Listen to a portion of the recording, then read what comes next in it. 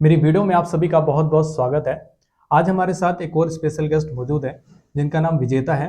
ये जो है एमडीआर टीबी पेशेंट रह चुकी है और आज हम इस वीडियो में इन्हीं की जर्नी के बारे में जानेंगे कि किस तरीके से इन्होंने ट्रीटमेंट लिया, क्या क्या चैलेंजेस आए और स्टार्टिंग फेज में इनको क्या क्या सिम्टम्स महसूस हुए थे।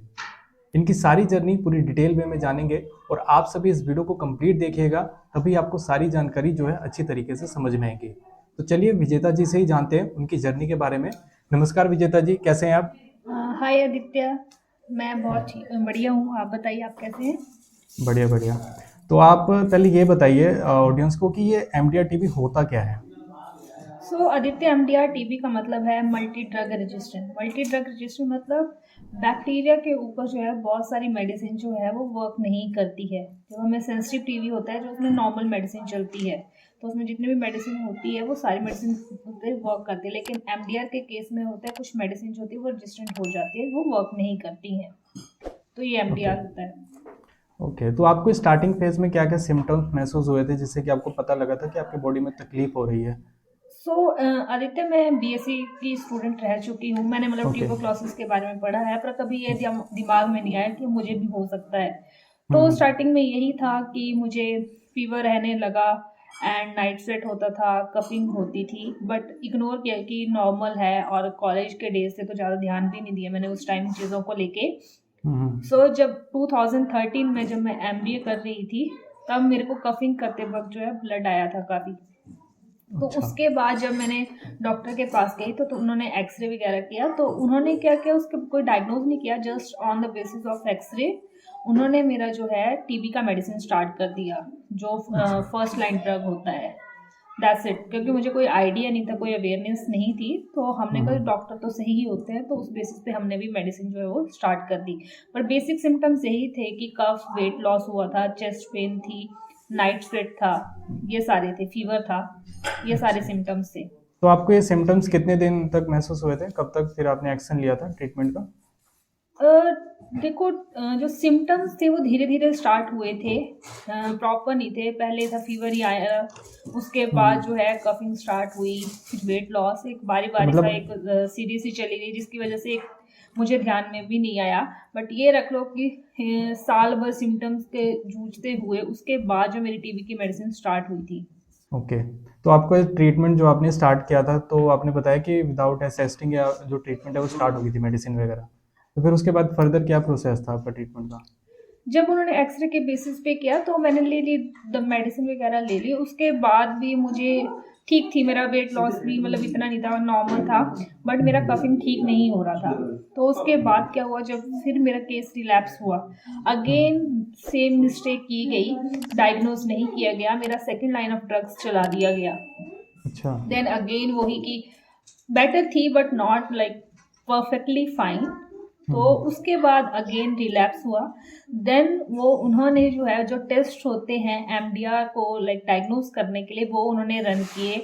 वो था जीन एक्सपर्ट टेस्ट। लेकिन मेरा प्रॉब्लम ये था कि जब नॉर्मल माइक्रोस्कोपिक टेस्ट करते थे तो उसमें मेरा नेगेटिव ही आता था, कभी मेरा पॉजिटिव नहीं आया। अच्छा। तो उस वजह से क्या किया उन्होंने, बायो ब्रोंचोस्कोपी भी की। जो इसमें क्या होता है कि आपका लंग से सैंपल लिया जाता है इंटरनली, तो उन्होंने उसके ऊपर जो है जीन एक्सपर्ट टेस्ट जो है रन किया। देन उसके बाद जो है उसमें रिफेम्पसिन मेडिसिन मेरी जो थी रेजिस्टेंट आई थी, एक और मेडिसिन रेजिस्टेंट आई थी। तो उसके बाद उन्होंने फिर एमडीआर का जो है ट्रीटमेंट स्टार्ट किया था। बट अच्छा। मेरा मानना यह है, may be it was MDR from the starting. अगर वो हम्म। स्टार्टिंग से ही डायग्नोज हो जाता तो मेरे लाइक 2 से 3 साल जो थे वो वेस्ट नहीं होते। आपने ट्रीटमेंट कहाँ लिया था, किस जगह पे? मैंने गवर्नमेंट हॉस्पिटल जो हिमाचल प्रदेश का है उन्ना, वहीं से लिया था। अच्छा अच्छा। तो आपको टोटल कितने मंथ हो गए ये जो आपका अभी ट्रीटमेंट चल रहा है? अभी अभी भी चल रहा है कि हो गया बंद? नो नो, इस ओवर, इस बिन लाइक 5 ईयर्स। 2017 में मेरा ट्रीटमेंट खत्म हो गया था। ओके। तो ड्यूरिंग ट्रीटमेंट मैं वही जानना चाहता हूँ, कोई साइड इफेक्ट भी आए थे आपको कोई? साइड इफ़ेक्ट जो हुए थे मुझे, देखिए जो फर्स्ट और सेकंड लाइन ड्रग्स थे उसमें मुझे साइड इफ़ेक्ट नहीं हुए थे। अच्छा। कोई मेजर साइड इफ़ेक्ट नहीं हुआ था मुझे, जो मतलब मैं याद हो मुझे। लेकिन एमडीआर का ट्रीटमेंट जब स्टार्ट हो उसके बाद जो है स्टार्टिंग से काफ़ी साइड इफ़ेक्ट्स हुए थे।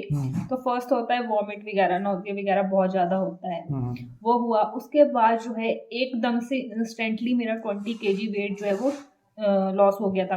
My weight was 55, okay. तो वो अराउंड लाइक 35 और 40 के बीच में हो गया था।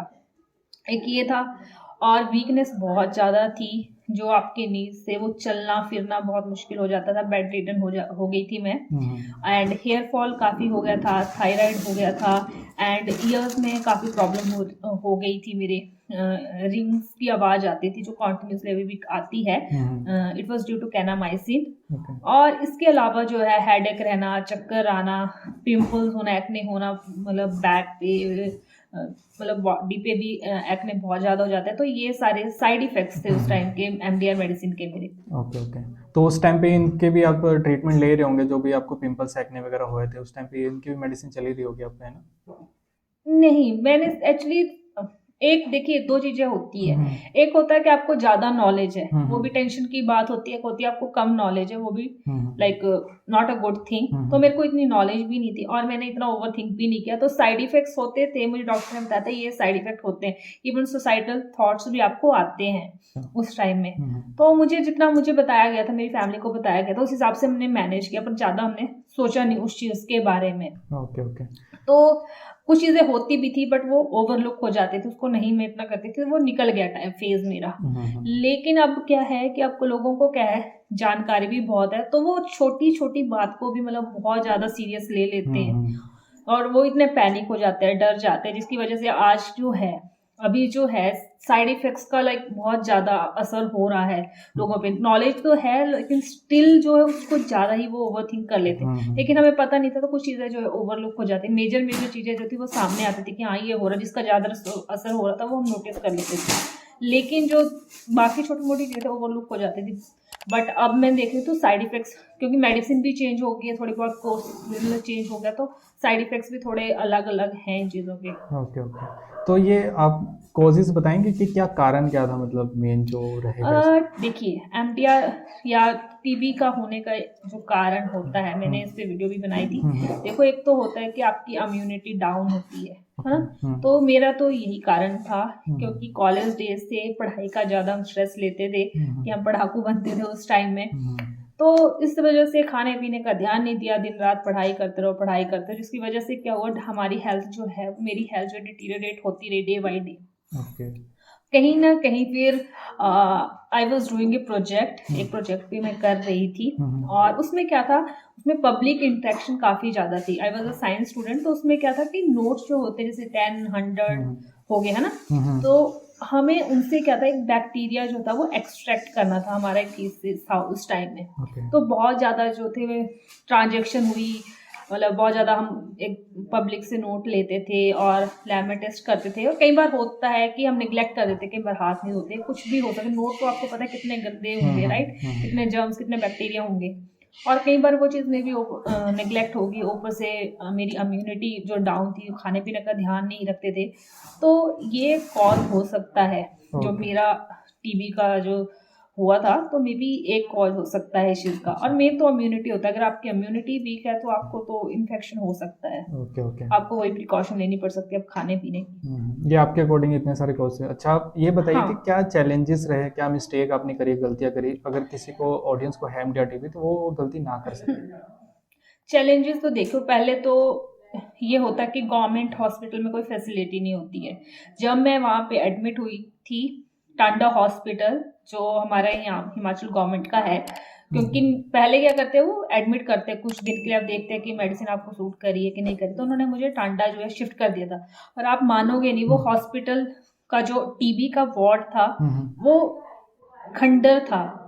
खंडर समझ सकते हो कि विंडोज प्रॉपर नहीं है, बेड प्रॉपर नहीं है, हवा आ रही है इधर उधर से। अक्टूबर का मंथ था वो, और जो वॉशरूम थे लाइक पानी टपक रहा था, वहाँ घास उगी हुई थी, तो कोई वो है, कि टीबी वाले जो वार्ड था वो उसका कोई ध्यान या कोई वो नहीं था, फैसिलिटी का वो रहता है। दूसरा जो होता है प्रॉपर नॉलेज नहीं थी, डॉक्टर्स को ही नॉलेज नहीं थी, तो वो आगे क्या जो है पेशेंट को बताएंगे। जस्ट इतना पता था कि मेडिसिन खानी है आपको, साइड इफेक्ट्स आपको होने ही हैं, anyhow you have to take this medicine. Proper knowledge नहीं थी, ठीक है। और कुछ साइड इफेक्ट्स का तो उनको पता भी नहीं था कि ये हो सकते हैं। मेरे साथ ये हुआ कि मेरा हेयर फॉल बहुत ज़्यादा एक्सट्रीम होने लगा एंड आई वॉज वरीड।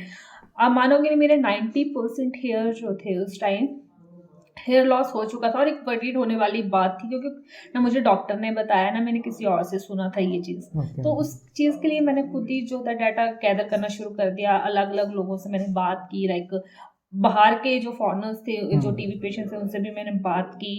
और फिर मैंने लाइक रिसर्च पेपर पढ़े, तो उसमें पता चला कि जो इथेनोमाइड मेडिसिन है वो थायराइड कॉज कर सकती है। तो मैंने डॉक्टर को खुद बोला भाई मेरा थायराइड का टेस्ट करवाना पड़ेगा मुझे, क्योंकि क्योंकि मैंने ये पढ़ा है, मैंने उसको भेजा ये चीज़। देन मैंने थायराइड का टेस्ट करवाया, तो मेरा थायराइड जो था वो डिस्टर्ब हो गया था। तो उसके बाद थायराइड की मेडिसिन लेना शुरू किया, तो थोड़ा बेटर हुई चीज़ें। तो ये है, एक तो यही कि प्रॉपर नॉलेज नहीं होती है गवर्नमेंट की तरफ से, फैसिलिटीज़ प्रॉपर नहीं मिलती है। थर्ड है कि ये एक अच्छी बात है कि हाँ ठीक है फ्री है ट्रीटमेंट, ठीक है, बट समटाइम्स जो है वो मेडिसिन नहीं मिल पाती है ड्यूरिंग जब मेरा ट्रीटमेंट मेरा तो चलो खत्म हो गया, मुझे कोई दिक्कत नहीं आई मेडिसिन के टाइम, मुझे मेडिसिन टाइम टू टाइम मिलती थी। लेकिन एक है अंकल है हमारे, तो दिल्ली से हैं। तो आप मानोगे कि उनको 3 से 4 बार हमने खुद हिमाचल से मैंने मेडिसिन भिजवाई है, उनको मेडिसिन मिलती नहीं थी गवर्नमेंट, जो कि फ्री मेडिसिन रही बस, जो कि हर किसी को मिलनी चाहिए। शॉर्टेज हो जाती थी तो इधर उधर से खुद अरेंज करनी पड़ती है। तो बीच में यार आपका ट्रीटमेंट चल रहा है, बीच में आपकी मेडिसिन आपको नहीं मिल रही है ना, तो वो कितनी दिक्कत की बात है। तो ये शॉर्टेज हो जाती है मेडिसिन की, आई डोंट नो कैसे होती है, क्यों हो रही है, बट एक ये भी चैलेंज रहता है मेडिसिन का भी। बाकी जो है लोगों को डाइट वगैरह के बारे में भी होता है कि डाइट नहीं पता होता क्या लेनी है। तो आपने क्या डाइट ली थी वैसे उस टाइम पे? देखिए टीवी में क्या होता है, हम सब कुछ खा सकते हैं, हम बोलते हैं ना कि ये नहीं खाना वो नहीं खाना, it's not like that. You can eat everything, बस आपको ये पता होना चाहिए कि कौन सी चीज़ जो आपको कब खानी है। बोलते हैं दही नहीं खाना है, ठीक है, स्टार्टिंग के 1-2 मंथ में जो होता है थोड़ा सा परहेज करना पड़ता है, वो भी ज़्यादा तब करना पड़ता है क्योंकि अगर सर्दी का मौसम हो, जैसे नींबू हो गया, दही हो गया, सर्दी के मौसम में थोड़ा दिक्कत करता है ऑब्वियसली। तो वो देखना पड़ता है कि अगर मौसम ठीक है, अगर धूप है अच्छी खासी सब कुछ, तो दोपहर के टाइम में ले सकते हो, क्योंकि दही का अपने बेनिफिट्स है, राइट। बट हाँ आपको बहुत ज़्यादा कफ है बिल्कुल, तो उस टाइम अवॉइड करो। बट हाँ बाद में जो ड्यूरिंग द ट्रीटमेंट जो है आप सारी चीज़ें खा सकते हो। तो मैंने जो ट्रीटमेंट के दौरान जो है सारी चीज़ें खाई है, सिर्फ जंक वगैरह जो है वो नहीं खाना होता, बाहर का नहीं खाना होता है। बाकी आप सारा घर का बना होम कुक फूड सब कुछ खा सकते हो, सारी सीजनल चीज़ें खानी है। ये नहीं कि महंगी चीज़ें खा के आपको ज़्यादा असर होगा, वैसा नहीं। अगर सर्दी का मौसम है तो सर्दी की चीज़ें खाइए, सर्दी की वेजिटेबल, सर्दी के फ्रूट्स वो खाइए, और गर्मियों में गर्मी के, तो उस हिसाब से खाओ। कोई ऐसा नहीं है कि बहुत महंगी डाइट आपको लेनी पड़ेगी, ऐसा नहीं है कुछ भी। ओके। सो उम्मीद करता हूँ कि आप सभी को वीडियो बहुत पसंद आई होगी और आपसे बात करके बहुत ज़्यादा अच्छा लगा विजेता जी, और काफ़ी हेल्पफुल रहा होगा। और आपका यूट्यूब चैनल भी है ना जिससे आप लोगों को अवेयरनेस फैला रहे हैं? यस आदित्य, मेरे यूट्यूब चैनल है MDR_सर्वाइवल जर्नी। और ड्यूरिंग द ट्रीटमेंट मुझे ऐसे अचानक से नाम स्ट्राइक किया, तो मैंने पहले इंस्टा का रखा, then I have started my YouTube channel, और काफ़ी लोग कनेक्टेड हैं उससे जी, एंड आगे भी होंगे जी। तो मैं इनके चैनल का लिंक जो है टाइटल में और डिस्क्रिप्शन में भी दे रहा हूँ, तो अगर आपको ज़्यादा जानकारी चाहिए तो आप इनसे कॉन्टैक्ट कर सकते हैं। सो बहुत बहुत धन्यवाद, आप यहाँ पर आए, इंटरव्यू दिया आपने, लोगों को अवेयरनेस दी, बहुत बहुत धन्यवाद। Thank you Aditya for inviting me, आपने प्लेटफॉर्म दिया मुझे बात करने का, thank you so much for this.